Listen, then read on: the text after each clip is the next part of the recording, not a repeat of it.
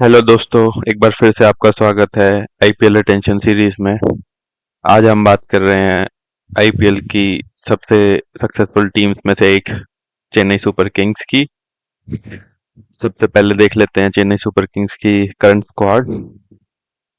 Batsman में इनके main खिलाड़ी हैं इनका कप्तान Rituraj Gaikwad, Devon Conway, of course MS Dhoni, Rahane और समीर रिजवी। ऑलराउंडर्स काफी हैं इनके पास में, रविंद्र जडेजा, मिचेल सेंटनर, मोइन अली, शिवम दुबे। हालांकि दुबे से बॉलिंग करवाते नहीं हैं। सचिन रविंद्र, उससे भी बॉलिंग नहीं करवाते हैं। शार्दुल ठाकुर और डेरिल मिचेल। बॉलर्स में इनके पास दीपक चहर है, महेश दीक्षाना है, मुस्तफिर रहमान है, सिमरजीत सिंह देश पांडे है, मनीषा पथिराना है। तो ठीक ठाक बॉलिंग यूनिट है।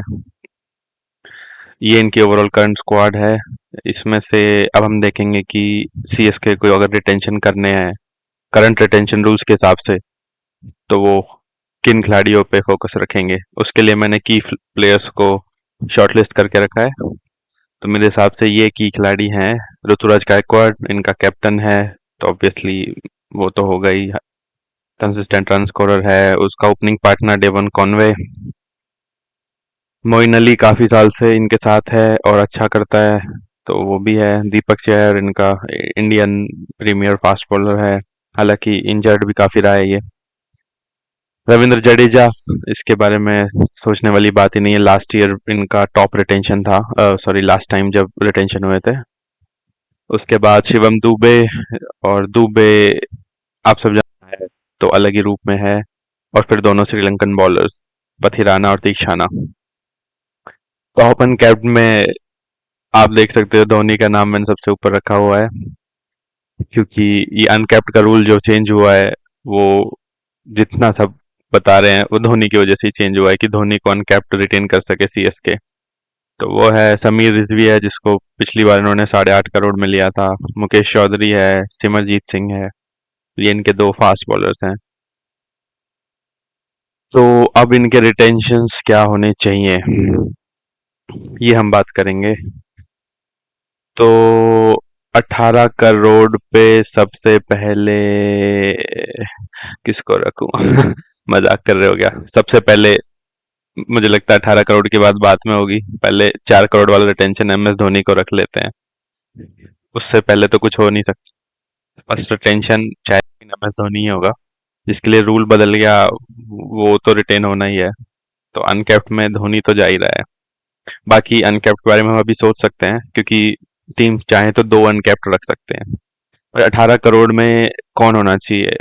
दो ही ऑप्शन है यहाँ पे जो 18 करोड़ के लिए हो सकते हैं। एक गायकवाड़ जो उनका कैप्टन है, कंसिस्टेंट रन स्कोरर है, और जडेजा। मुझे लगता है 18 करोड़ में रविंद्र जडेजा को रखना चाहिए। पिछली बार भी इन्होंने जो हाईएस्ट रिटेंशन था 16 करोड़ या 15-16 था मेरे ख्याल में, तो जडेजा को ही रखा था।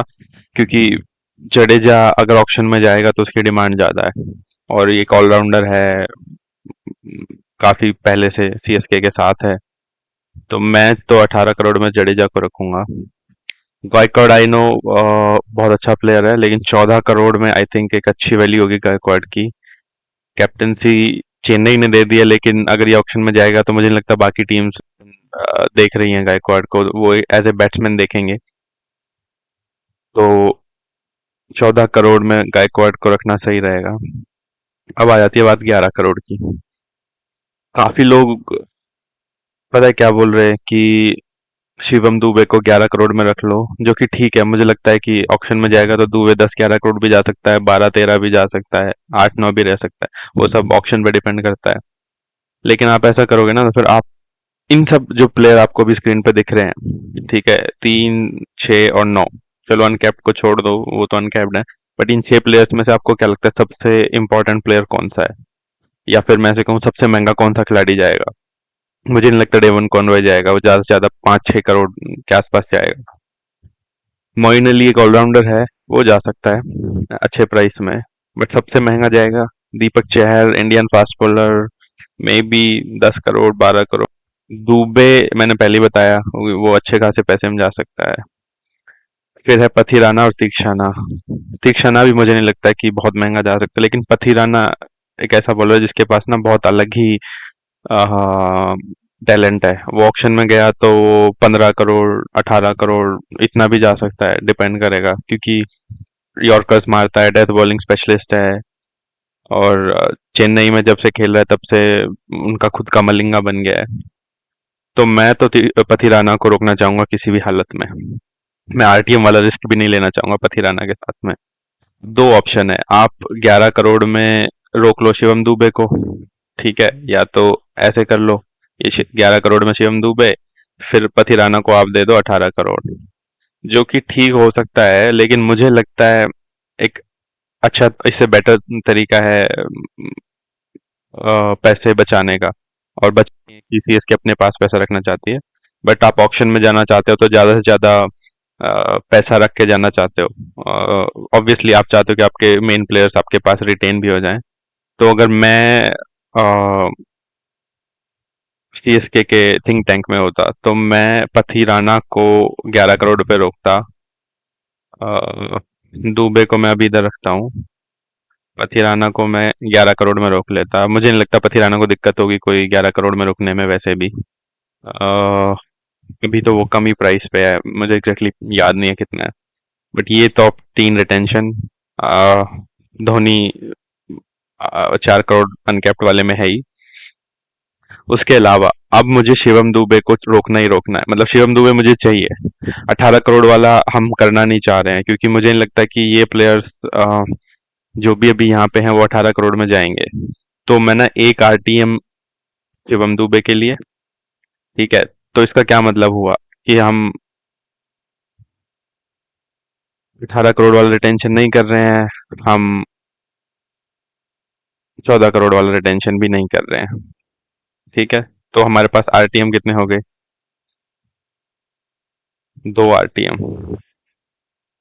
ठीक है। तो 2 आरटीएम और 3 कैप्ड और एक अनकैप्ड जो कि थाला है, ये रिटेंशन स्ट्रेटेजी होनी चाहिए सीएसके की। अब जो 2 आरटीएम है ना, उन पे भी मैं काफी, मतलब एक पे बहुत ही क्लियर हूँ कि एक शिवम दुबे के लिए होना चाहिए, चाहे वो आपको 10 करोड़ के नीचे मिले, चाहे वो 15 करोड़ में मिले। 15 करोड़ से ज्यादा तो नहीं जाएगा शिवम दुबे, आई नो, एक अलग स्किल सेट है, काफी अच्छा परफॉर्मेंस कर रहा है, बट 15 करोड़ के ऊपर मुश्किल है जाना। अगर 15 तक भी जाता है तो भी आप 3 करोड़ बचा रहे हो अपने और प्लेयर्स पे स्पेंड करने के लिए। तो एक पक्का रहेगा आरटीएम। दूसरा आरटीएम में मैं सोचूंगा, पहले मैं बहुत टेम्पटेड होता दीपक शहर के लिए, लेकिन अभी पिछले 2 साल से वो इंजर्ड ही जाता है। तो पता नहीं, मतलब अगर अच्छे प्राइस में मिल रहा होगा तो शायद दीपक शहर को ले लूं। वरना जो ये 3 फॉरेनर्स यहाँ पे हैं, डेवन कॉनवे, मोइन अली या थिक्शाना, इनमें से जो भी रीजनेबल प्राइस पे मिल रहा होगा उस पे एक आरटीएम यूज करके मैं अपनी टीम बना सकता हूँ। तो ये रिटेंशन स्ट्रेटेजी के साथ में अब हम देखते हैं कि उनकी टीम में कौन से खिलाड़ी हो गए हैं, मतलब अगर प्लेइंग 11 में कौन से स्पॉट भर गए हैं। तो प्लेयर 1 में टिक कर देता हूँ क्योंकि ऋतुराज गायकवाड़ है। फिर पथिराना रविंद्र जडेजा है, तो प्लेयर 5 कर दूं, कभी 5 आता है, 6 आता है, 7 आता है इनका। और धोनी है, तो धोनी को मैं अभी 6 कर देता हूँ। आई नो धोनी 7-8 पे भी आता है, बट ये रख लेते हैं। फिर पथिराना है, तो पथिराना के लिए मैं प्लेयर 11 रख देता हूँ। तो ये 4 रिटेंशन तो है ही, और एक मैंने बोला शिवम दुबे, ठीक है। तो शिवम दुबे के लिए एक आरटीएम रखना ही है, चाहे कुछ भी प्राइस हो। तो प्लेयर नंबर 4 सीएसके के ये स्लॉट भर जाएंगे। तो आप देखो, इसमें जो एक बहुत इंपॉर्टेंट रोल होता है T20 टीम के लिए, फिनिशिंग वाला, वो सॉर्टेड है। 4 पे दुबे, 5 पे जडेजा, 6 पे धोनी, या एक आध ऊपर नीचे भी कर सकते हैं ये, ठीक है। और एक डेथ ओवर स्पेशलिस्ट सॉर्टेड है, आपका मेन थिंक टैंक सॉर्टेड है। तो आपको बाकी टीम अरेंज करनी है।